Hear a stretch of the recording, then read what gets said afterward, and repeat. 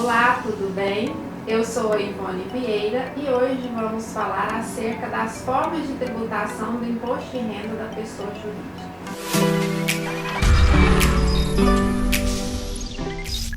As formas de tributação do imposto de renda da pessoa jurídica foram instituídas por meio do Decreto 3.000 de 99 da Receita Federal, muito conhecido como RIR/99.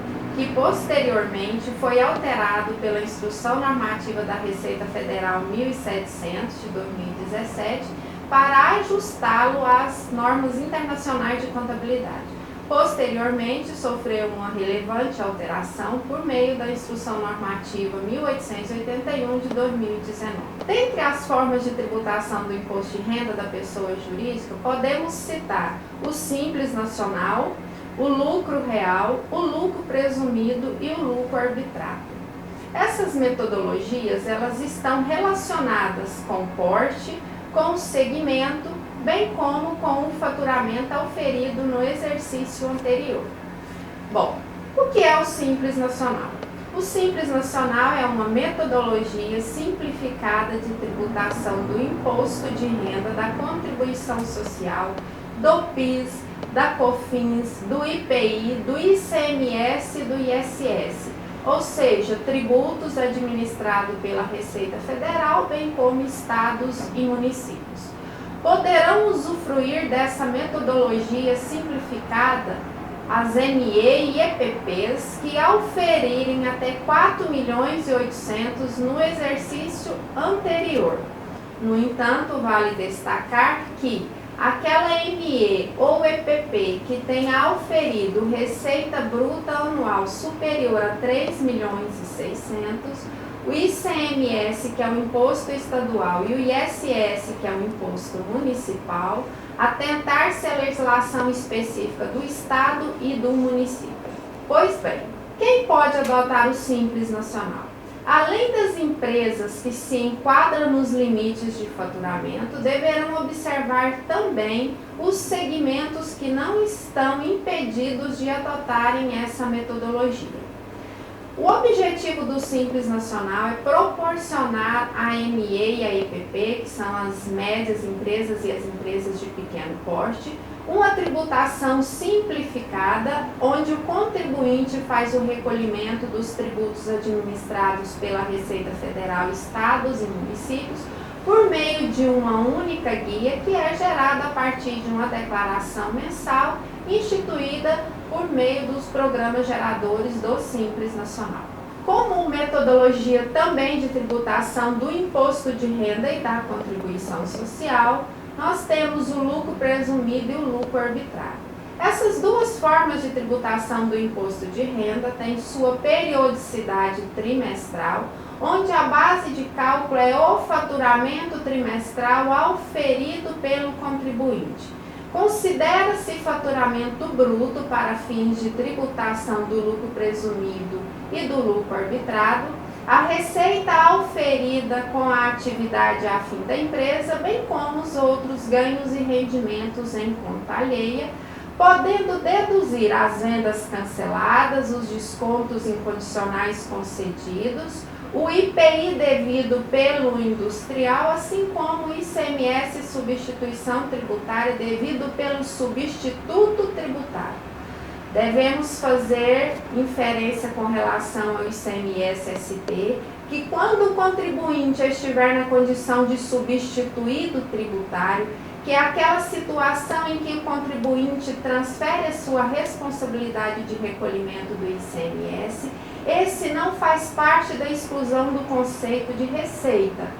A exclusão é inerente ao ICMS, que é devido pelo substituto tributário, aquele que faz a retenção do ICMS, que é devido pelo distribuidor, pelo atacadista, até chegar no varejista.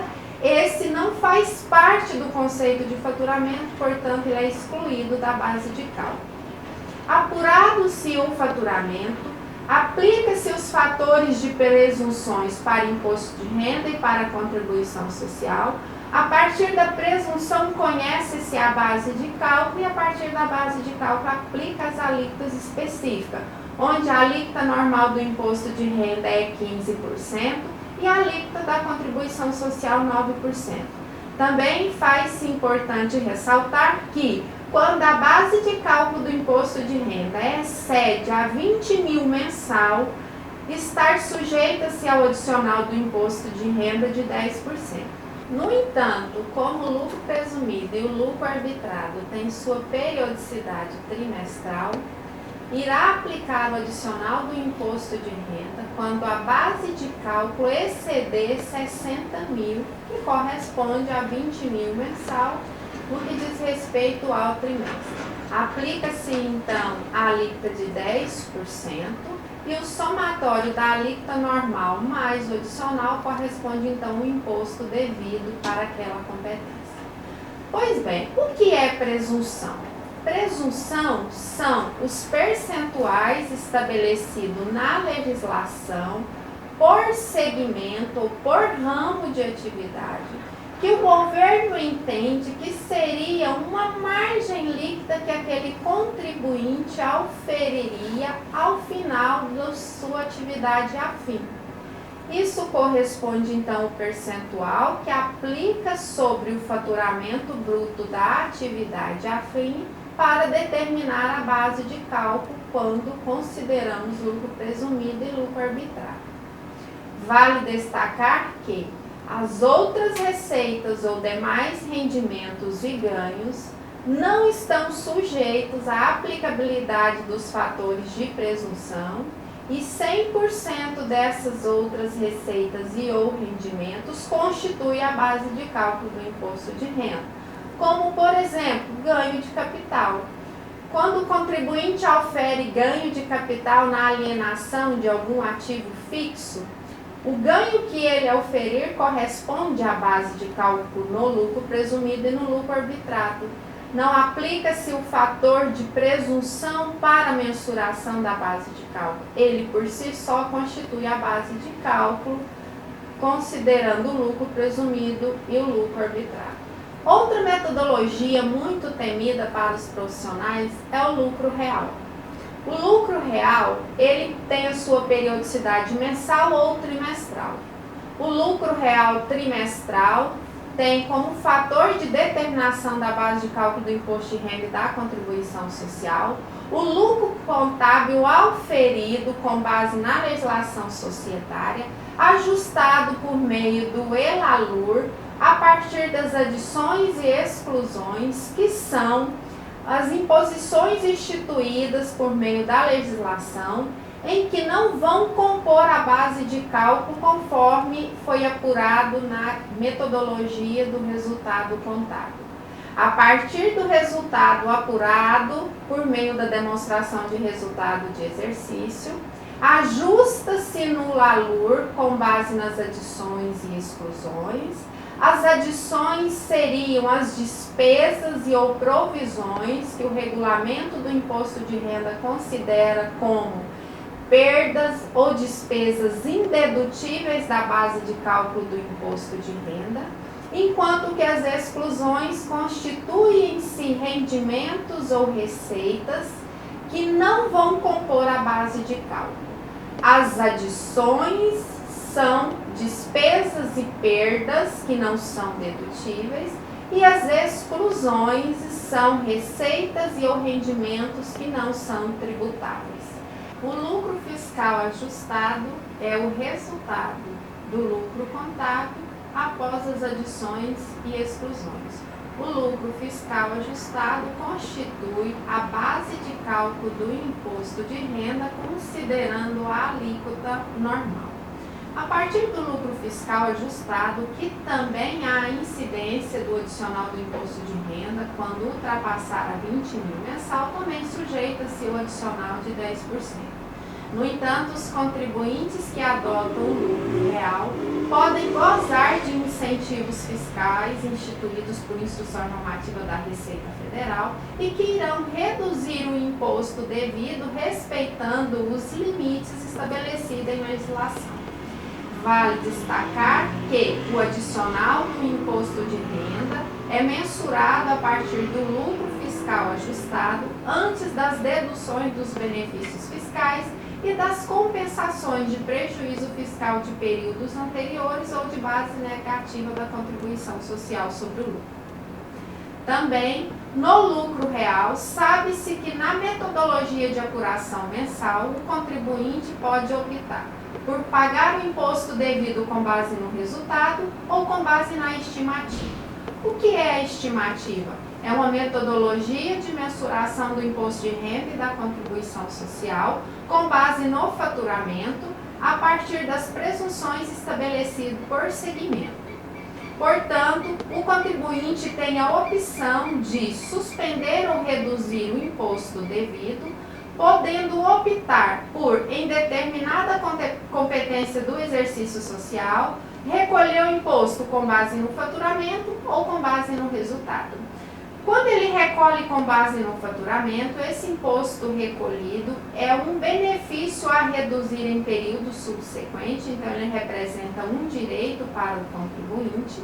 Quando o contribuinte adota o resultado, ele tem que apresentar por meio de balanço de suspensão ou de redução, que corresponde com provar que o imposto devido com base no resultado é inferior ao imposto devido com base na estimativa ou apresentou prejuízo fiscal, então ele suspende, ou seja, ele está demonstrando por meio de balancetes intermediários que ele não tem imposto a recolher, seja imposto de renda ou seja contribuição social. Vale ressaltar que os benefícios fiscais só serão usufruídos quando o contribuinte estiver optando por resultado, com base na estimativa. A base de cálculo é o faturamento a partir das presunções, e do imposto apurado não reduz-se os benefícios fiscais instituídos na legislação. No entanto, em qualquer competência do período, ele optando por resultado, ele ajusta-se o lucro contábil e pode usufruir dos benefícios fiscais. Os benefícios fiscais são inerentes aos benefícios instituídos pela legislação federal. Dentre os mais comuns, temos o PAT, que é o Programa de Alimentação ao Trabalhador, em que o contribuinte pode converter 15% dos gastos com custeio de alimentação do trabalhador em benefício fiscal, limitado a 4% do imposto devido, e o contribuinte tem um período de 2 anos para gozar da redução do imposto devido em função do limite de 4%. Outro limite bastante comum são as doações ao fundo da criança e do adolescente, em que o contribuinte pode reduzir o imposto devido em 1%. Vale destacar que, dos incentivos fiscais, o único incentivo fiscal que é uma despesa dedutível que também pode reduzir o imposto devido é o Programa de Alimentação ao Trabalhador. Os outros incentivos fiscais, como doações ao fundo da criança e do adolescente, ao idoso, culturais, audiovisuais, são doações que são despesas indedutíveis e que, portanto, deverão ser adicionados no ELALUR para apurar o resultado ajustado. Porém, pode reduzir o imposto devido em até 1%. O período de utilização dos benefícios fiscais limita-se a um período de 2 anos. No entanto, outro benefício que o contribuinte pode usufruir, que são base de cálculo negativa de períodos anteriores ou prejuízos fiscais, que são limitados a 30% da base de cálculo. Esse o contribuinte tem um prazo decadencial de 5 anos para reduzir a base de cálculo quando adota-se o resultado como metodologia. Pois bem, qual é a diferença entre estimativa e balanço de suspensão ou de redução? Faz parte de todo um cenário que o contribuinte deve estar munido de informação contábil para estabelecer um planejamento tributário que venha satisfazer os resultados no sentido de minimizar impostos a partir do ambiente que ele está inserido. Pode ser que em determinados momentos o lucro real com base no resultado seja a melhor opção, ora a estimativa. Então, o lucro real anual, ele permite que o contribuinte, dentro do próprio exercício social, possa compensar 100% de prejuízo fiscal ou de base de cálculo negativa apurado durante aquele período, enquanto que no lucro real trimestral, o contribuinte só pode reduzir prejuízo fiscal e base de cálculo negativa de períodos anteriores, limitando-se a 30% da base de cálculo. Então, o cenário em que o contribuinte está inserido faz parte de um contexto necessário para um bom planejamento tributário para estabelecer a melhor forma de tributação, se lucro real anual, lucro real trimestral, se vai adotar estimativa ou balanço de suspensão ou de redução. Vale lembrar que o contribuinte manifesta-se pelo primeiro recolhimento no exercício social, a metodologia de tributação do imposto de renda e da contribuição social, podendo somente sofrer alterações na metodologia no exercício seguinte. É a única situação em que a Receita Federal não permite redarf. É o primeiro recolhimento do imposto de renda durante o exercício social. Bom, considerando as formas de tributação do imposto de renda estabelecido na legislação, qual a melhor opção? Pois bem, não existe uma receita de bolo. O cenário, o contexto ambientalizado dos negócios influenciam na estratégia de gerenciamento dos tributos. Portanto, faz-se necessário um planejamento tributário de curto e longo prazo para se estabelecer a melhor metodologia. Nas pesquisas que realizamos acerca do assunto, entendemos que quanto maior a margem de lucro, a metodologia que melhor se enquadra seria o lucro presumido. E quanto menor a margem de lucro, a metodologia mais plausível seria o lucro real. No entanto, não é uma regra e deve levar-se em consideração o contexto, a longevidade, o gerenciamento dos negócios, a descontinuidade dos negócios, o segmento e outras variáveis que possam influenciar no contexto do retorno e da geração de riqueza dos negócios. Bom, em que se diferem essas metodologias? O aspecto que nós diferenciamos é que lucro real a periodicidade pode ser mensal ou trimestral, onde no lucro real mensal você pode apurar o imposto com base no faturamento ou com base em resultado e obrigatoriamente no encerramento do exercício é obrigatório fazer a apuração com base em resultado e oferecer a tributação com base no lucro fiscal ajustado. O lucro real trimestral, a periodicidade é trimestral. O recolhimento se dá unicamente com base no lucro fiscal ajustado e não há que se falar em apuração anual. O recolhimento trimestral é definitivo. Qual a diferença de lucro presumido e arbitrado? A única diferença são os percentuais de presunção, que no lucro presumido os percentuais são inferiores que os percentuais aplicados no lucro arbitrado, uma vez que adota-se o lucro arbitrado por força determinado pelo fisco. Geralmente é de ofício estabelecido pelo fisco, onde este não possui os controles mínimos que permitem conhecer faturamento. São situações que a Receita Federal arbitra. A diferença em termos de metodologia entre presumido e arbitrado está somente nos fatores de presunção, onde no arbitrado a carga tributária é um pouco maior. O Simples Nacional se difere das demais metodologias por ser uma tributação diferenciada para atender as MEs e EPPs, que tem a sua periodicidade mensal, cuja base de cálculo é o faturamento, e leva-se em consideração, além do imposto de renda e da contribuição social, outros tributos administrados pela Receita Federal, estados e municípios. É importante ressaltar que, como no Simples Nacional outros impostos estão inseridos, como por exemplo o INSS, que incide sobre a folha de pagamento, assim como o ICMS, ISS, PIS, COFINS e IPI, para um bom planejamento tributário é interessante que não deixe de compor os tributos incidentes sobre a folha de pagamento para mensuração da carga tributária e a opção da metodologia que melhor gere a carga tributária do contribuinte. Sabe-se que o assunto é bastante complexo e abordamos de uma forma resumida para que você que tenha interesse em aprofundar no assunto passe a ter o primeiro contato para depois inserir no ambiente de complexidade das normas estabelecidas. Então é isso, se ficou alguma dúvida, deixe seu comentário até para que possamos trazer outros assuntos. E se você gostou, curte e compartilhe.